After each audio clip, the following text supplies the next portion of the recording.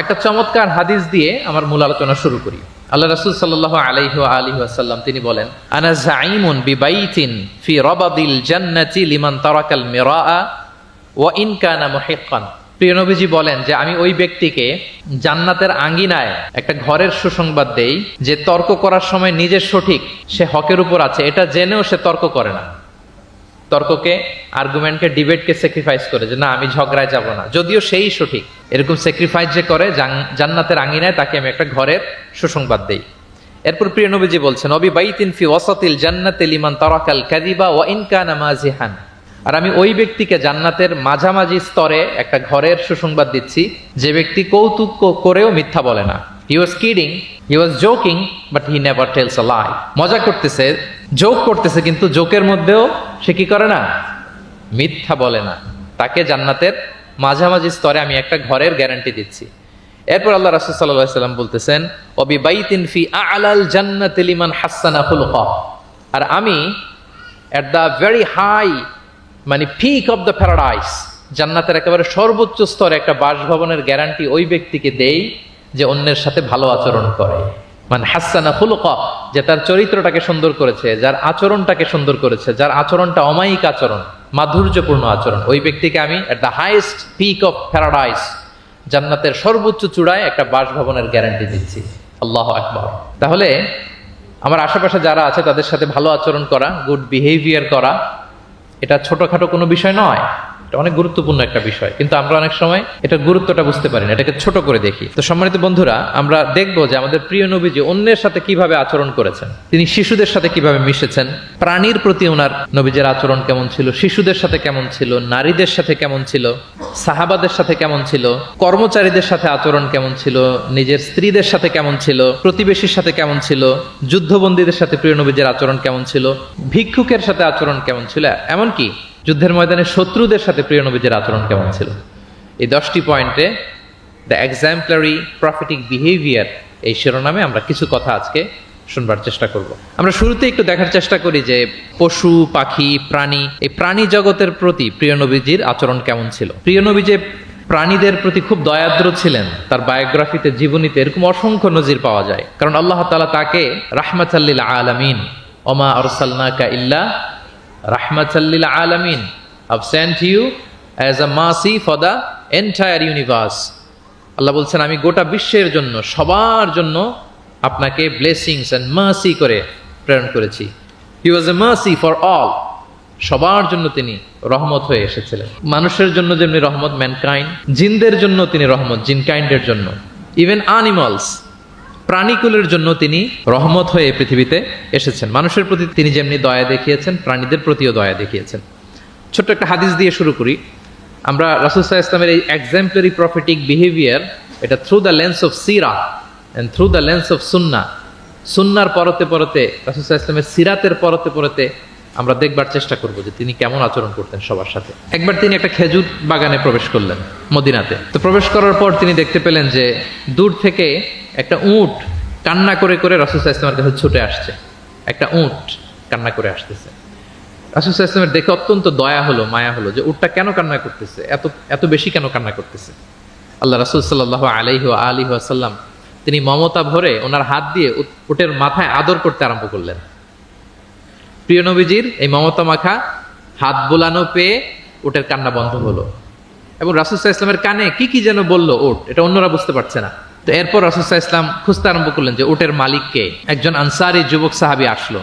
তখন রাসূল সাল্লাল্লাহু আলাইহি ওয়াসাল্লাম বলল যে তোমার এই উট আমার কাছে তোমার ব্যাপারে নালিশ করেছে যে তুমি একে ক্ষুধার্ত রাখো, কিন্তু একে দিয়ে অনেক কাজ করাও। তুমি কি বোবা, এই নিরীহ প্রাণীটার ব্যাপারে আল্লাহকে ভয় করো না? কিয়ামতের দিন এটাই তোমার জাহান্নামের কারণ হয়ে যেতে পারে। খবরদার, এই নিরীহ প্রাণীটার ব্যাপারে তুমি আল্লাহকে ভয় করো। দেখেন, প্রিয় নবীজি ওটের মাথায় হাত বুলিয়ে ওটের কান্না বন্ধ করেছিলেন এবং ওটের মালিককে ওসিয়ত করেছেন যে খবরদার, প্রাণীর প্রতি কখনো এরকম রূঢ় কঠিন আচরণ করা যাবে না, তাদের প্রতি রহম দিল হইতে হবে। এভাবে আপনি সিরাতের পরতে পরতে অনেক ঘটনা পাবেন। আজকের এই সংক্ষিপ্ত পরিসরে এত রেফারেন্স হয়তো আমার উল্লেখ করা সম্ভব হবে না, এবং অ্যারাবিক টেক্সটগুলো বলে বলে অর্থ করে শোনানো অনেক সময় লেগে যাবে। আমি শুধু মূল কথাগুলো, বুলেট পয়েন্টসগুলো আপনাদের সাথে শেয়ার করবার চেষ্টা করবো ইনশাআল্লাহ বিইذনিল্লাহ। এই যে প্রাণীর প্রতি দয়া, ইসলামের একটা মূলনীতি হচ্ছে মুমিনের জীবনের প্রতিটি কাজে ইহসানের পরশ থাকতে হবে। আল্লাহ তাআলা আমাদের সব কাজে ইহসানকে আবশ্যক করেছেন। আল্লাহ রাসূল সাল্লাল্লাহু আলাইহি সাল্লাম বলেছেন যে ফাইদা কাতালতুম ফাআহসিনুল কিতলা, কাউকে হত্যা করতে হলেও ইহসানের সাথে হত্যা করতে হবে। ধরুন যে অপরাধের কারণে আদালত কর্তৃক সাব্যস্ত হলো যে একজন মৃত্যুদণ্ড প্রাপ্ত আসামি, তো তাই বলে কি আপনি যা ইচ্ছা তার সাথে করতে পারবেন? তার নাক কেটে ফেলা, কান কেটে ফেলা, তার অঙ্গহানি করা, এলোপাথারি ছুরিকাঘাত করা করতে পারবেন না।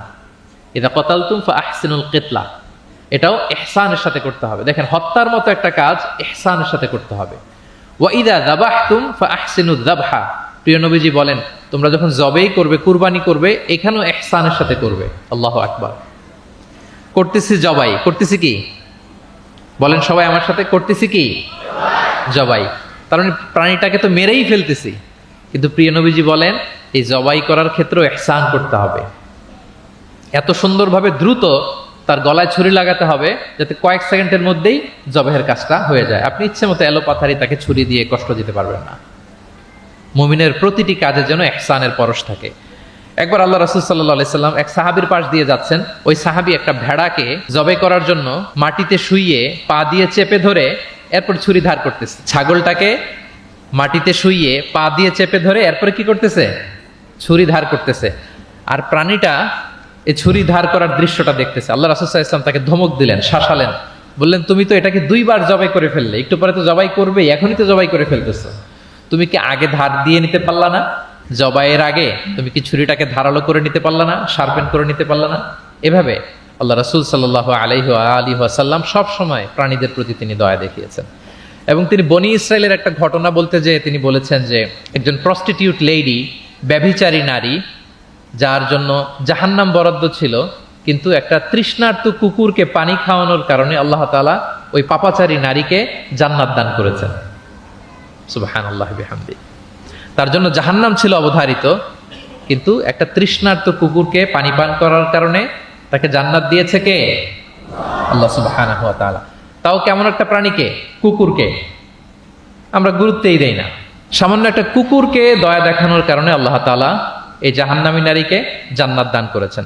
আমরা যদি খেয়াল করি যে আমরা আমাদের সমাজে কুকুর বিড়াল দেখলে কি করি বলেন তো? রাস্তাঘাটে দেখি, অডিয়েন্সের কাছ থেকে আমি একটু শুনি, কি করি আমরা? তাড়িয়ে দেয়। আর কি করি? ঢিল ছুরি। আর কেউ কেউ খাবার দেয়। মাশাআল্লাহ, এই তো, এটাই তো প্রিয় নবীজির সুন্নাহ, আমরা খাবার দিব। এক্স্যাক্টলি। কিন্তু আমি জানি না কেন যেন বাংলাদেশে কুকুর দেখলে, বিড়াল দেখলে কি করে? তাড়ায় দেয়, ঢিল ছোড়ে, লাথি মারে, এরকম করে না অনেক সময়? অপ্রয়োজনে, কোনো প্রয়োজন নেই এটা করে। ও সবচেয়ে মজার ব্যাপার হচ্ছে মাঝে মাঝে দেখা যায় যে জোড়া লাগা কুকুর যদি দেখা যায়, যে একসাথে দুটো কুকুর, তাদের প্রজননের কারণে তাদের একটা বিশেষ ঋতুতে, বিশেষ সময়ে তাদেরকে এটা করতে হয়। এক অদ্ভুত কারণে মানুষ মানে ক্ষিপ্ত হয়ে ওঠে তাদের প্রতি। কিন্তু আমাদের তো মানবিক হওয়া উচিত ছিল, আশরাফুল মাখলুকাত বলে আমরা নিজেদেরকে দাবি করি। আমাদের কি করা উচিত ছিল? ইগনোর করা উচিত ছিল, let them do there job, overlook করার দরকার ছিল। কিন্তু কোনো এক অদৃশ্য কারণে আমরা এরকম দৃশ্য দেখলে হিংস্র হয়ে উঠি, লাঠি দিয়ে মারি, ওখানে মানুষ জড়ো হই। কিন্তু তাদের একটা সফল প্রজননের জন্য, বংশবিস্তারের জন্য এটা প্রয়োজন। তো আমরা যেন এই কাজটা না করি, এরকম নির্মম যেন আমরা কখনো না হই। কারণ প্রাণীদের প্রতি দয়া দেখানো এটা ছোটখাটো কোনো ব্যাপার নয়। এটাই আপনার জান্নাতের কারণ হতে পারে, এটাই আপনার জাহান্নামের কারণ হয়ে যেতে পারে। আল্লাহ রাসূল সাল্লাল্লাহু আলাইহি ওয়াসাল্লাম বলেন, মান লা ইয়ারহাম লা ইউরহাম। যে ব্যক্তি অন্যকে দয়া দেখায় না, আল্লাহ তাআলা তার প্রতি দয়া দেখায় না। ইরহাম মান ফিল আরদ ইয়ারহামুকুম মান ফিস সামা।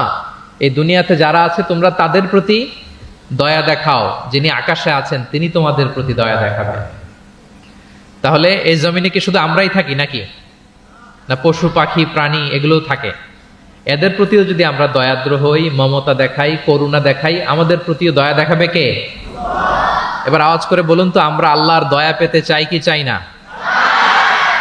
সবাই চাই। তাহলে প্রাণীদের প্রতি কখনো আমরা যেন নির্মম না হই।